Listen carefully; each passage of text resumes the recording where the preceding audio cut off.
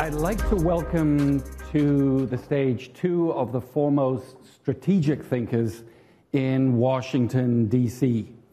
Both are seasoned Asia hands, and both are now senior analysts at the Center for Strategic and International Studies, a think tank.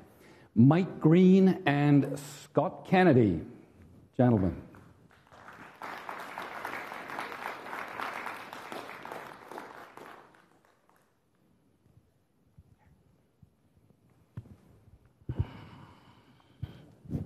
So you both conducted scenario planning exercises here at the forum, otherwise known as wargaming. These are off the record, so we can't go into any of the detail.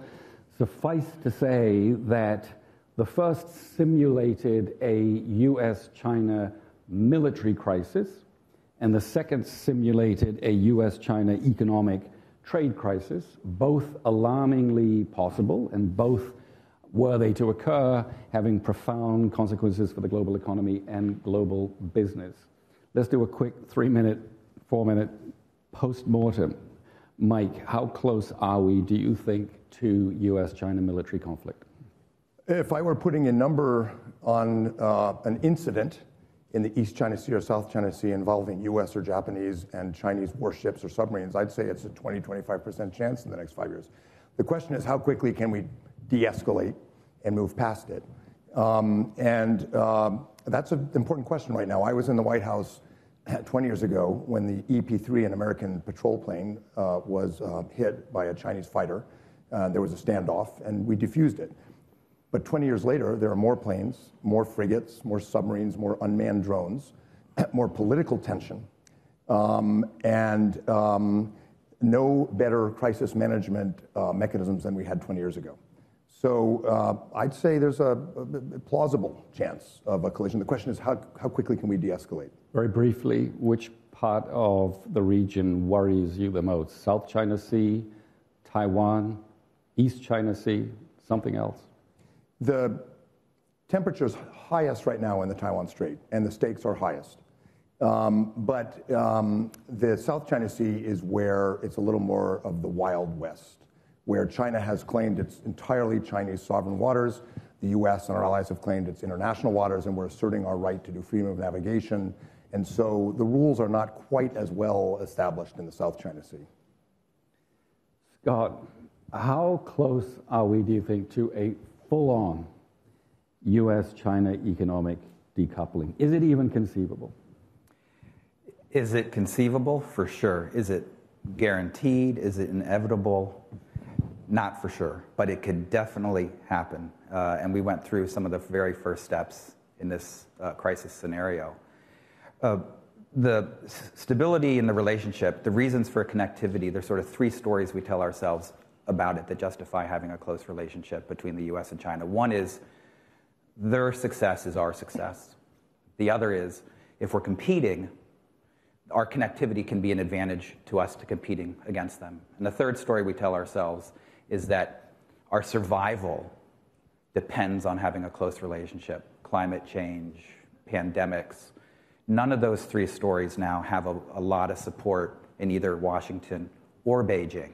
And so we've started to decouple people, investment, trade, and it could go further.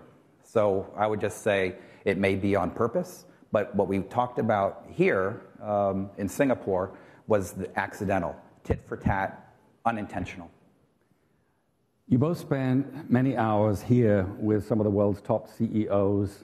Last question, is it your understanding that businesses are prepared for these worst-case scenarios?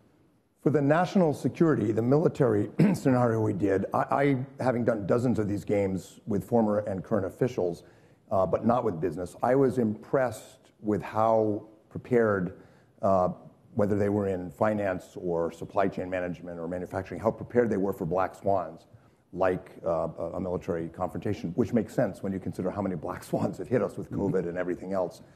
At the same time, I think our discussions revealed that the business community would not be well positioned to shape how the US, and particularly how the Chinese government would act in a crisis. And if it migrates increasingly into the national security crisis mode, you're talking about an increasingly small number of people in the Situation Room. Under the 1947 National Security Act, the only statutory member of the National Security Council who does economics is the Secretary of the Treasury. Mm-hmm. So these decisions would be made by national security people, and in China by the Central Military Commission. No economic actors at the table. And could business articulate a position in the midst of a crisis? Could the boards of companies, could associations come up with a position and communicate that? Historically, this has been very personality dependent. Who does the Treasury Secretary know? Who does the Secretary of State know? Not sufficient for the kind of scenarios we were talking about, I think. Last word to you, Scott. 30 seconds or less. Business prepared for decoupling. Business is prepared to mitigate the risks of decoupling, protecting their people, protecting their assets. They are not prepared for trying to push back to defend why a relationship with China is not only in their corporate interests, but in our national interests. And they're not prepared in part because the credibility of business in Beijing and Washington is suffered. So they've got to get back some of that credibility and come with good arguments to defend why having this relationship is in both countries and the world's best interests. Scott Kennedy, Mike Green, thank you. Come and see us again next year. Absolutely. Absolutely.